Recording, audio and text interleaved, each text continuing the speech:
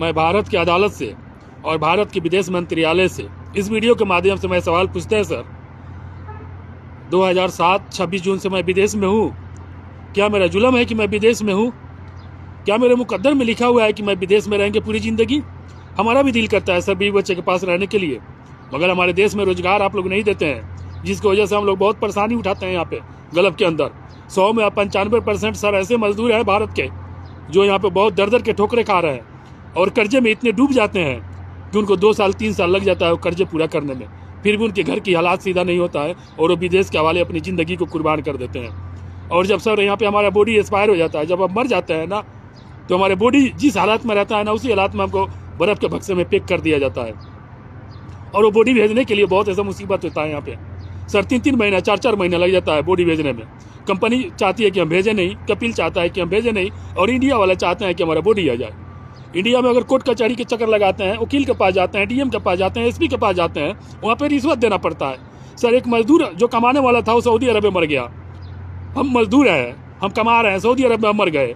हमारे घर में तो पैसा नहीं है ना, हमारे घर में तो पैसा नहीं का आमद खत्म हो गया ना, मगर हमारे बॉडी अगर हमारे घर वाले मंगाने के लिए जाते हैं वकील के पास मसौदा बनाने के लिए, ऑनलाइन कराने के लिए, या डीएम के पास या एसपी के पास या जिला में या कोतवाली में कहीं भी जाते हैं, सर उनसे पैसा मांगा जाता है, उनसे बेशुमार पैसा मांगा जाता है, उनकी मजबूरियों को फ़ायदा उठाया जाता है। सर यहाँ से हम लोग बॉडी सऊदी अरब में है, अभी मैं मौजूद हूँ, और यहाँ से ना जाने बॉडी मैंने 7 भेजवाया है अभी तक इंडिया के अंदर, कागजाती काम करवा कर सही तरीक़ा से, लीगल तरीक़ा से, मगर सर बहुत परेशानी होता है।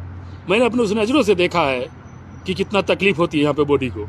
मैं अल्लाह ईश्वर से प्रार्थना करेंगे हमारे भारत के कोई भी नागरिक, चाहे परदेसी कोई भी हो, इंडिया, पाकिस्तान, बांग्लादेश, फिलिपाइन, नेपाल, कहीं का भी मजदूर हो, उसकी मौत यहाँ पे ना हो। खैर मौत तो बरहक है, जिसका मौत लिखा है जहाँ पे तो वहाँ नहीं है, मगर अल्लाह से हम दुआ करते हैं, ईश्वर से हम प्रार्थना करते हैं कि मौत कभी भी हो तो अपने घर में हो, क्योंकि यहाँ पर बहुत तकलीफ़ होती है। और सर हमें रोज़गार दिया जाए, हम रोज़गार के लिए बहुत परेशान हैं।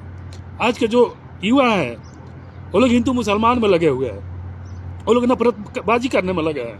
वो लोग गाय के नाम पे और भैंस के नाम पे, बकरे के नाम पे, तो हिजाब के नाम पे तो मुसलमान और हिंदू में लगे हुए हैं। उनको ये समझ में नहीं आ रहा है कि हमारा देश कहाँ जा रहा है। सर हम इतना दिन से कमा कर पैसा कहाँ पे भेजे? अपने देश भेजे है ना।